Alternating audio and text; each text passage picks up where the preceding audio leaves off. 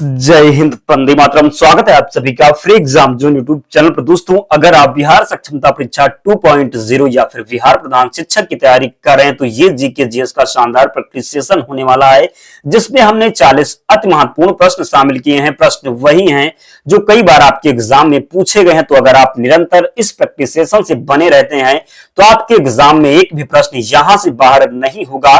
तो चलिए सेशन को प्रारंभ करते हैं और पहला शानदार प्रश्न देखते हैं। राइट आंसर अगर आपको पता है तो जरूर कमेंट करते रहें। निम्नलिखित में से वह कौन सा स्थान है जो 1857 के विद्रोह से अछूता रहा?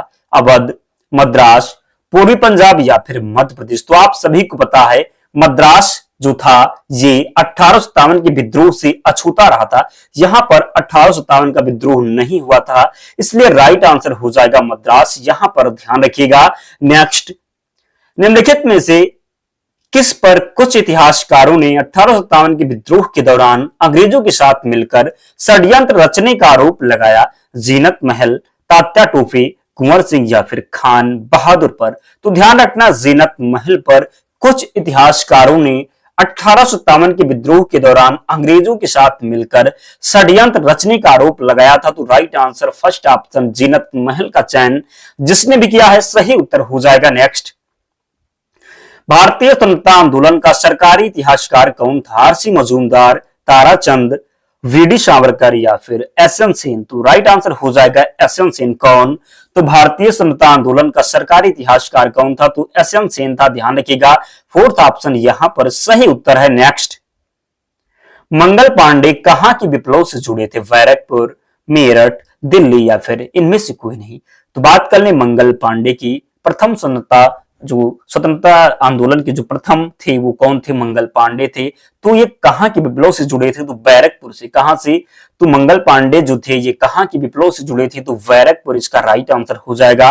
कई बार आपके एग्जाम में प्रश्न पूछा गया है। नेक्स्ट, रेगुलेटिंग एक्ट कब पारित किया गया? 1773 में, 1771 में, 1785 में या फिर 1793 में? तो सभी को पता है रेगुलेटिंग एक्ट कब पारित किया गया। तो 1773 में। इंपॉर्टेंट है, आपके एग्जाम में निश्चित ही रिपीट होता है, तो ध्यान रखिएगा। रेगुलेटिंग एक्ट कब पारित किया गया? तो 1773 में। कब? तो 1773 में। ध्यान रखिएगा। नेक्स्ट, भारतीयों को वर्ष 1947 में सार्वभौमिक सत्ता सौंपने की योजना निम्न में से किस नाम से जानी जाती है? डूरंड योजना, मिंटो मार्डी योजना, माउंटबेटन योजना या फिर वेबल योजना? तो राइट आंसर हो जाएगा माउंटबेटन योजना। कई बार मैंने आपको बताया है, भारतीयों को वर्ष 1947 में सार्वभौमिक सत्ता सौंपने की योजना निम्न से किस नाम से जानी गई है? तो माउंटबेटन योजना। दोस्तों, जिसने भी अब तक वीडियो को लाइक नहीं किया, आपसे विनम्र निवेदन है वीडियो को जरूर लाइक कर दें, और चैनल को जिसने भी अब तक नहीं सब्सक्राइब किया प्लीज सब्सक्राइब कर लें और निरंतर हमारे प्रैक्टिस सेशन से जुड़े। एक भी प्रश्न आपके एग्जाम में यहां से बाहर नहीं होगा, इसलिए पूरे ध्यान से एक प्रश्न को नोट करना है। तो चलिए से अगला प्रश्न देखते हैं। किस अधिनियम की प्रमुख विशेषता प्रांतीय स्वायत्तता थी? 1935, 1904, 1858 या फिर 1919? तो इसका जो राइट आंसर हो जाएगा 1935। क्या?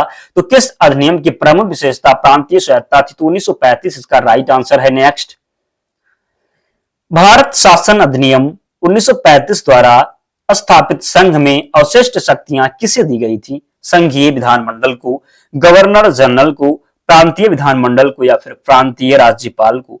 तो इसका जो राइट आंसर हो जाएगा गवर्नर जनरल को। किसे? तो गवर्नर जनरल को। राइट आंसर यहां पर हो जाएगा सेकंड ऑप्शन का चयन जिसने भी किया है सही उत्तर है। नेक्स्ट, निम्नलिखित में से कौन भारत में गरीबी रेखा का निर्धारण करता है? केंद्रीय मंत्रिमंडल, लोकसभा, राज्यसभा या फिर नीति आयोग? तो राइट आंसर इसका हो जाएगा नीति आयोग। क्या? तो नीति आयोग इसका सही उत्तर है। नेक्स्ट, अल्प विकसित देशों में गरीबी का मुख्य कारण क्या है? स्वैच्छिक निष्क्रियता, आय में असमानता, सांस्कृतिक गतिविधियों का अभाव, लोगों में बुद्धि का अभाव? तो अल्प विकसित देशों में गरीबी का जो मुख्य कारण है ये आय में असमानता है। क्या?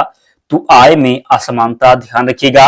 अगला प्रश्न है, किस राज्य को अत्यधिक कुपोषण के कारण भारत का इथोपिया कहा जाता है? बिहार, मध्य प्रदेश, झारखंड या फिर उड़ीसा? तो मध्य प्रदेश को अत्यधिक कुपोषण के कारण भारत का इथोपिया कहा जाता है। क्या कहा जाता है? तो भारत का इथोपिया कहा जाता है मध्य प्रदेश को। ध्यान रखिएगा, किसके कारण? तो अत्यधिक कुपोषण के कारण। नेक्स्ट, राज्य स्तरीय मानव विकास रिपोर्ट जारी करने वाला प्रथम राज्य कौन है? केरल, राजस्थान, मध्य प्रदेश या फिर उत्तर प्रदेश? तो राइट आंसर हो जाएगा मध्य प्रदेश। क्या? तो राज्य स्तरीय मानव विकास रिपोर्ट जारी करने वाला प्रथम राज्य हो जाएगा मध्य प्रदेश, ध्यान रखना है। अगला प्रश्न है, सौर प्रणाली की खोज किसने की थी? गैलीलियो, ज़ेलवेर्ट, कापरनिकस या फिर केपलर? तो सौर प्रणाली की खोज जो की गई थी ये कापरनिकस के द्वारा। किसके द्वारा? तो कापरनिकस के द्वारा। ध्यान रखिएगा, राइट आंसर यहां पर थर्ड ऑप्शन हो जाएगा। अगला प्रश्न है, सूर्य के चारों ओर घूमने वाले खगोलीय पिंड क्या कहलाते हैं? ग्रह, उपग्रह, क्षुद्र ग्रह या फिर पुच्छल तारा? तो क्या कहलाते हैं? तो ग्रह कहलाते हैं। सूर्य के चारों ओर घूमने वाले खगोलीय पिंड जो क्या कहलाते हैं? तो खगोलीय पिंड ग्रह कहलाते हैं। ध्यान रखिएगा, सूर्य के चारों ओर घूमने वाले खगोलीय पिंड को क्या कहते हैं? तो ग्रह कहते हैं। अगला प्रश्न है, किसी ग्रह के चारों ओर परिक्रमा करने वाले छोटे आकाशीय पिंडों को क्या कहते हैं? ग्रह, उपग्रह, क्षुद्र ग्रह या फिर सौर तारा? तो किसी ग्रह के चारों ओर परिक्रमा करने वाले छोटी आकाशीय पिंड को क्या कहते हैं? तो उपग्रह कहते हैं। क्या? तो उपग्रह कहते हैं। ध्यान रखिएगा। अगला प्रश्न है, ग्रहों की गति का नियम किसने प्रतिपादित किया? न्यूटन, केपलर, कापरनिकस या फिर गैलीलियो? तो ग्रहों की गति का नियम किसने प्रतिपादित किया?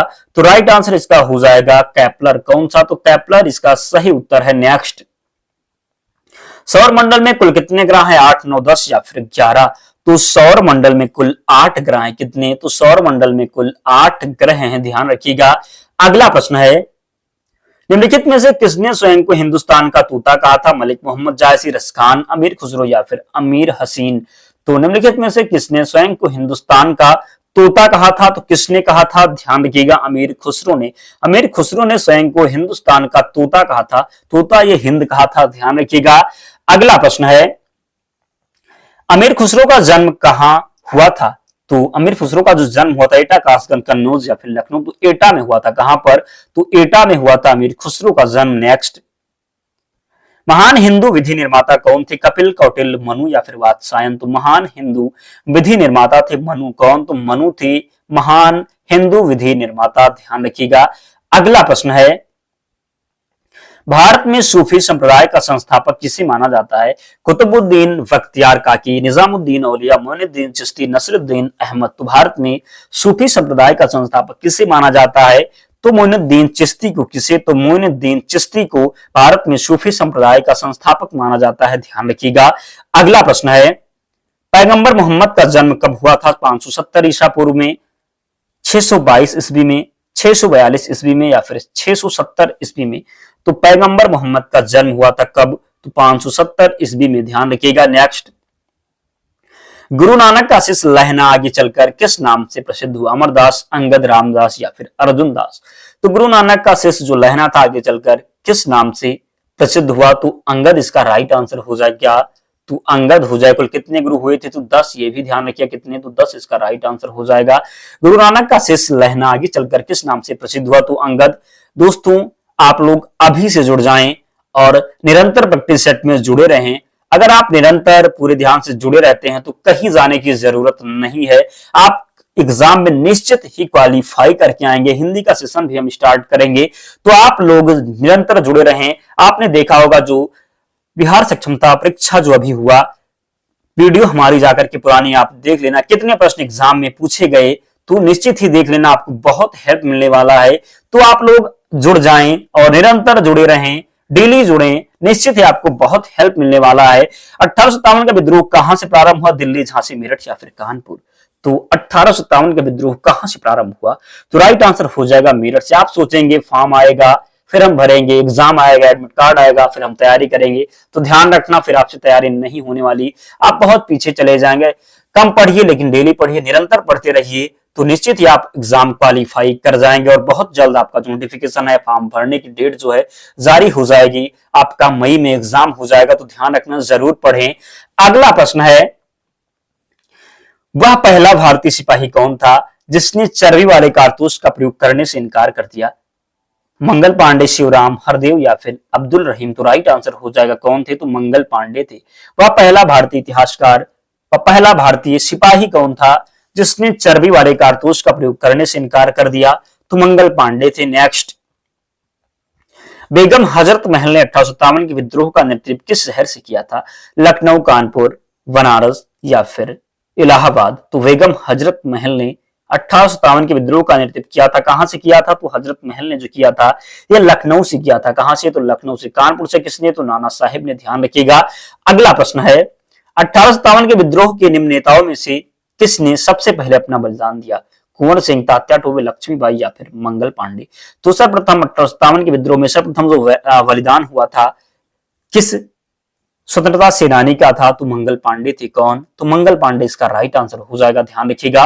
1857 के विद्रोह के निम्न नेताओं में से किसने सबसे पहले अपना बलिदान दिया? तो मंगल पांडे ने दिया था। अगला प्रश्न है 1922 ईस्वी में निम्नलिखित में से किसके द्वारा यह उद्गार व्यक्त किया गया? भारतीय संविधान भारतीय की इच्छा अनुसार होगा। महात्मा गांधी, मोतीलाल नेहरू, गोपाल कृष्ण गोखले या फिर बाल गंगाधर तिलक। तो 1922 ईस्वी में निम्नलिखित में से किसके द्वारा यह उद्गार व्यक्त किया गया कि भारतीय संविधान भारतीयों की इच्छा अनुसार होगा? तो महात्मा गांधी के द्वारा। किसके द्वारा? तो महात्मा गांधी के द्वारा। ध्यान रखिएगा। नेक्स्ट, संविधान सभा के विचार का औपचारिक रूप से प्रतिपादन किसके द्वारा किया गया?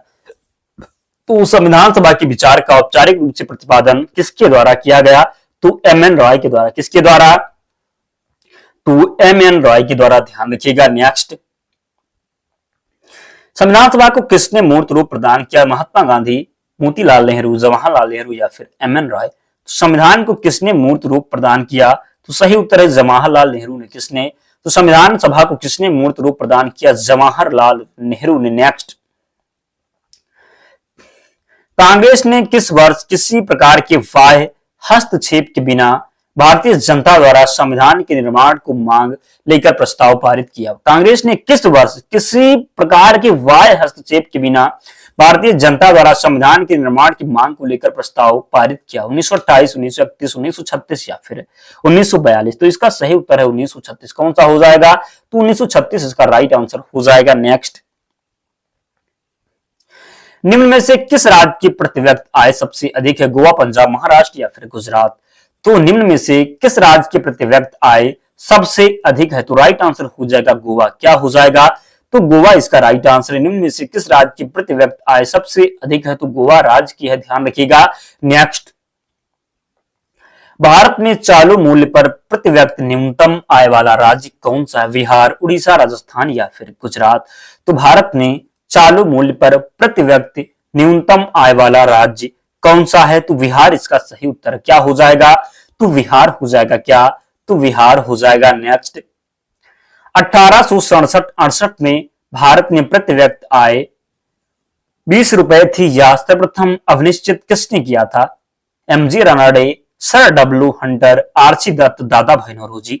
तो राइट आंसर इसका हो जाएगा दादा भाई नौरोजी ने। किसने? तो दादा भाई नौरोजी ने। अंत में कमेंट करके जरूर बताना कि 40 प्रश्नों में आपसे कितने प्रश्न सही हुए। नेक्स्ट, ड्रेन का सिद्धांत किसने प्रतिपादित किया था? बाल गंगाधर तिलक ने, दादा भाई नौरोजी, गोपाल कृष्ण गोखले, गोविंद रानडे। तो ड्रेन का सिद्धांत किसने प्रतिपादित किया था? तो ध्यान रखिएगा दादा भाई नौरोजी के द्वारा ड्रेन का सिद्धांत जो है प्रतिपादित किया गया था। नेक्स्ट, हिंदू वृद्धि दर किससे संबंधित है? प्रति व्यक्ति आय, राष्ट्रीय आय, साक्षरता से, जनसंख्या से। तो हिंदू वृद्धि दर किससे संबंधित है? तो किससे संबंधित है? ध्यान रखिएगा राष्ट्रीय आय से। क्या? तो राष्ट्रीय आय इसका राइट आंसर है। नेक्स्ट, अंतरिक्ष में कुल कितने तारा मंडल हैं? 87, 88, 89 या फिर 90। तो अंतरिक्ष में कुल 89 कितने? तो 89 तारा मंडल हैं। ध्यान रखिएगा। नेक्स्ट, क्वेश्चन नंबर 38 है निक्स ओलंपिया कोलंबस पर्वत किस ग्रह पर स्थित है? बुध, शुक्र, पृथ्वी या फिर मंगल। तो निक्स ओलंपिया कोलंबस पर्वत किस ग्रह पर स्थित है? तो मंगल ग्रह पर। किस ग्रह पर? तो मंगल ग्रह इसका राइट आंसर हो जाएगा। निक्स ओलंपिया कोलंबस पर्वत किस ग्रह पर स्थित है? तो मंगल पर। नेक्स्ट, निम्नलिखित में से कौन सा एक पार्थिव ग्रह नहीं है? बुध, शुक्र, मंगल या फिर शनि। तो निम्नलिखित में से कौन सा एक पार्थिव ग्रह नहीं है? तो राइट आंसर इसका हो जाएगा शनि। क्या? तो शनि इसका सही उत्तर है। नेक्स्ट, और अंतिम प्रश्न है दोस्तों, तो जिसने भी अब तक वीडियो को लाइक नहीं किया प्लीज लाइक कर देना, चैनल को सब्सक्राइब कर लेना। सौरमंडल का जन्मदाता किसे कहा जाता है? सूर्य को, पृथ्वी को, बृहस्पति को या फिर शनि को। तो सौरमंडल का जन्मदाता कहा जाता है सूर्य को। किसे? तो सूर्य को। दोस्तों 40 प्रश्न हो चुके हैं। आप लोग कमेंट करके बता देना कि 40 प्रश्न में कितने प्रश्न सही हुए। बिना कमेंट करे कोई नहीं जाएगा। और वीडियो को लाइक कर देना, चैनल को सब्सक्राइब कर लेना। पीडीएफ के लिए आपको टेलीग्राम चैनल से जुड़ना है, लिंक डिस्क्रिप्शन बॉक्स में दिया हूं, या फिर आप टेलीग्राम पर जाकर के सर्च कर लें फ्री एग्जाम जोन, आपको चैनल मिल जाएगा, वहां पर आपको सारी पीडीएफ मिल जाएगी। तो मिलते हैं नेक्स्ट वीडियो में, तब तक पढ़ते रहिए, ध्यान रखिए अपना, स्वस्थ और सुरक्षित रहिए। जय हिंद।